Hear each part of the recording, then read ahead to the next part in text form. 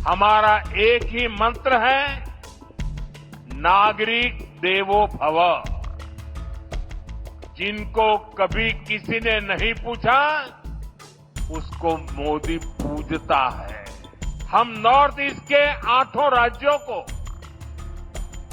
अष्टलक्ष्मी के रूप में पूजते हैं। इसलिए इस क्षेत्र को विकास में पीछे नहीं देख सकते। हमारी प्रेरणा किसी राज्य में वोटों और सीटों की संख्या नहीं, नेशन फर्स्ट की भावना है। देश पहले हमारा एक ही मंत्र है, नागरिक देवो भव। जिनको कभी किसी ने नहीं पूछा, उसको मोदी पूजता है। इसलिए जिस नॉर्थ ईस्ट को कांग्रेस के समय में भुला दिया गया था, वो साल 2014 के बाद विकास की प्राथमिकताओं का केंद्र बन गया है।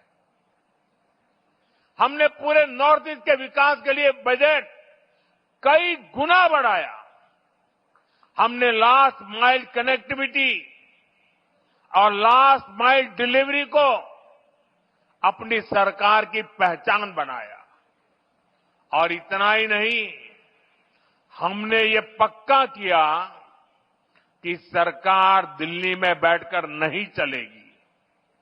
अफसरों को, मंत्रियों को ज्यादा से ज्यादा नॉर्थ ईस्ट आना होगा, यहां रात्रि मुकाम करना होगा।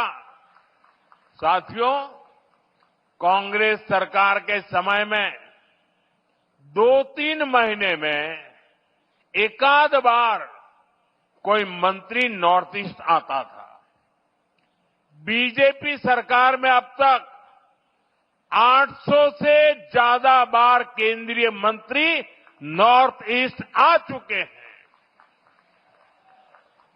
और ऐसा नहीं है कि सिर्फ आए और चले गए। हमारे मंत्री आते हैं तो प्रयास रहता है कि वो दूर दराज के क्षेत्रों में जाए, जिलों में जाए, ब्लॉक में जाए। इतना ही नहीं, कम से कम एक रात रुक करके जाए। मैं खुद ही प्रधानमंत्री के तौर पर 70 से ज्यादा बार नॉर्थ ईस्ट आया हूं।